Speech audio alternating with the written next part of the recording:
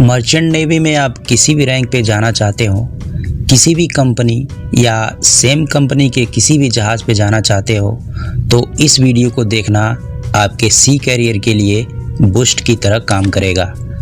Company और salary आपके fixed waiting period और आपकी शर्तों पे मिलेगा।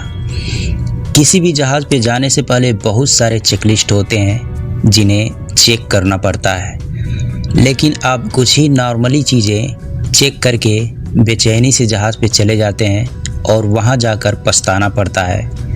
आपके सी टाइम, सी कैरियर, फैमिली, इकोनॉमिकल स्टेट और मेंटल स्टेट प्रभावित होते हैं। लेकिन कोई बात नहीं, अब ऐसा नहीं होगा, क्योंकि इस वीडियो में हम उन सारे चेकलिस्ट को समेटकर 3 पॉइंट में डिवाइड करके प्रस्तुत किए हैं, जिसमें तीसरा पॉइंट मोस्ट इम्पॉर्टेंट है, जिसे अगर आप मिस कर दिए तो ये वीडियो बनाने का मेरा कोई मतलब ही नहीं रह जाएगा।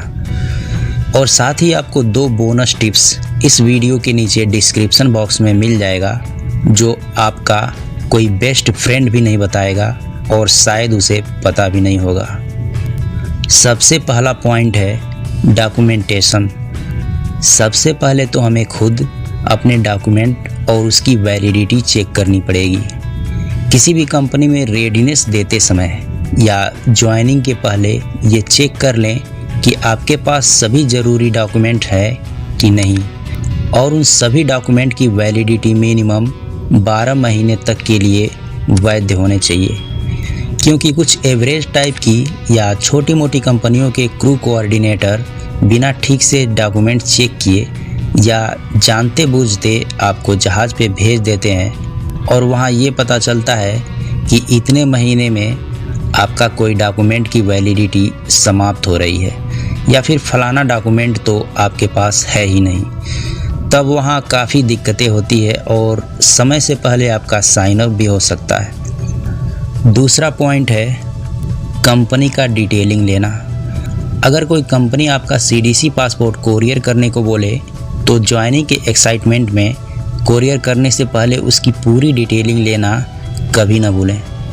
अगर कोई जानी मानी अच्छी कंपनी है तब तो बस ज्वाइनिंग डेट का कंफर्मेशन लेना ही बहुत है, अन्यथा कोई अनजान कंपनी हो तब गूगल, यूट्यूब और लिंक्डइन पे फीडबैक, रिव्यू और डिटेल जानकारी लीजिए।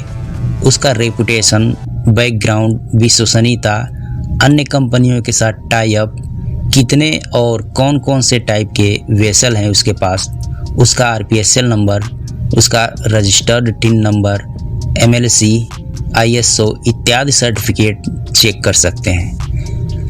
आपके डॉक्यूमेंट और पिछले रैंक के हिसाब से आपको किस रैंक पे और कितनी सैलरी में भेजने का वादा कर रही है, इसका भी डिफरेंस आप चेक कर लें। और एक और ज़रूरी बात कि वो आपसे कोई सर्विस चार्ज का डिमांड ना करे। अगर सर्विस चार्ज का डिमांड करती हो तो आप बिल्कुल भी उस कंपनी में अपना डॉक्यूमेंट सबमिट ना करें। अब तीसरा और मोस्ट इम्पॉर्टेंट पॉइंट है, जिस जहाज़ पे आपका ज्वाइनिंग हो रहा हो उसका डिटेलिंग लेना। क्योंकि जहाज़ पे जाने के बाद ही ये तय होता है कि आप पूरा कॉन्ट्रैक्ट करेंगे या पहले ही उतर जाना पड़ेगा। सी कैरियर यूं ही आगे बढ़ता रहेगा या इसी जहाज़ पे आके ख़त्म हो जाएगा। कंपनी से ही या उसके दिए आईएमओ नंबर से ही इंटरनेट पे आपको जहाज़ का कुछ डिटेल्स मिल जाता है। उसका नाम, type of ship, GRT, NRT, BHP, लंबाई, जहाज़ का ईयर ऑफ बिल्ट इत्यादि। इन सब के हिसाब से तो आप समझ जाते हैं कि आपको उस जहाज़ पे जाना चाहिए या नहीं। लेकिन इन सब के अलावा आपको ट्रेडिंग एरिया का भी पता लगाना चाहिए कि वो जहाज़ किधर किधर चलता है, किधर से लोड और किधर डिस्चार्जिंग करता है। इंटरनेट से भी और कंपनी में बात करके भी इस बात का पता लगा सकते हैं। कंपनी के इस बात का रिकॉर्ड आपके पास ज़रूर होना चाहिए कि उसने जहाज़ को किधर ट्रेडिंग करने को बताया है, क्योंकि ऑन बोर्ड आपको ये रिकॉर्डिंग बात काम आ सकता है। और केवल इंटरनेट पे देखकर ही उस जहाज़ पे ज्वाइनिंग बिल्कुल ना करें, क्योंकि क्या पता उस जहाज़ के लोड पोर्ट का जाली पेपर कहीं और का बनता हो और हकीकत में वह इल्लीगली कहीं और से लोडिंग करता हो। जैसे क्या पता इंटरनेट पे दिखाए कि जहाज़ रसिया से तेल लोड करके भारत लाता हो, या फिर अभी इराक से तेल लोड करके जहाज़ रास्ते में है और 6 घंटे बाद हमरिया शाहजहाँ पहुंच जाएगी, जबकि हकीकत में वह शिप यूएस प्रतिबंधित ईरानी वाटर से एसटीएस या पोर्ट से तेल लोड करके कहीं और जाके बेच रहा हो। अगर ऐसी बात हो तो आपको उस जहाज़ पे जाने का मतलब कैरियर रिस्क में है। ईरानी टेरिटरी, शिप, पोर्ट और वाटर से दूर रहें। अभी हाल ही में 1 हफ्ते पहले का ये खबर था, और खबर क्या, ये सच्चाई है कि बहुत से जहाज़ों को अमेरिका ब्लैक लिस्टेड कर दिया है और कुछ जहाज़ पे मिसाइल दाग दिया है क्योंकि वे ईरान से तेल लोड करते थे।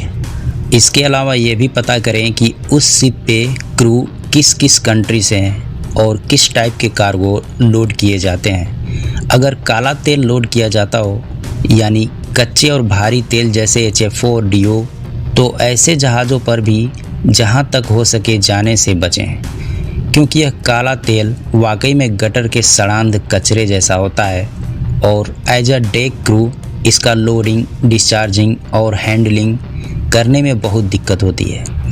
सैम्पलिंग, अलेज टेम्परेचर इंटरफेस और हर बार UTI cleaning, allege pocket cleaning, एक बूंद भी कहीं गिर जाए तो दिख जाता है। इस गटर के कचरे से तो बहुत बेहतर होता है वाइट कार्गो तेल। वह जहाज़ महीने में कितनी बार लोडिंग डिस्चार्जिंग करता है, लोड पोर्ट और डिस्चार्ज पोर्ट के बीच कितने दिनों का रास्ता है, नॉर्मल एंकर पे या सेलिंग में कितने घंटे काम होता है, 8 से 5 या 8 से 6 बजे तक, इन सब की जानकारी के आधार पर आप उस शिप पर वर्क लाइफ बैलेंस का पता लगा सकते हैं कि ऑन एवरेज महीने में या हफ्ते में कितना घंटा वर्क आवर है और कितना घंटा रेस्ट आवर बन जाता है। ये भी पता ना करना भूलें कि सैटरडे को हाफ डे और संडे को फुल डे रहता है या नहीं, या बस संडे फुल डे रेस्ट रहता है, या फिर वीकली कोई रेस्ट नहीं, कोई फेस्टिवल पे भी रेस्ट नहीं। मतलब ये सब बातें भी पता करना ज़रूरी होता है। और कंक्लूजन में आपको बताना चाहूँगा, जो आपको पता भी होगा, कि अगर जहाज़ का trading area US, Singapore, Europe, India, Thailand, China, इन सब टेरिटरी में हो और लंबा वोयाज हो,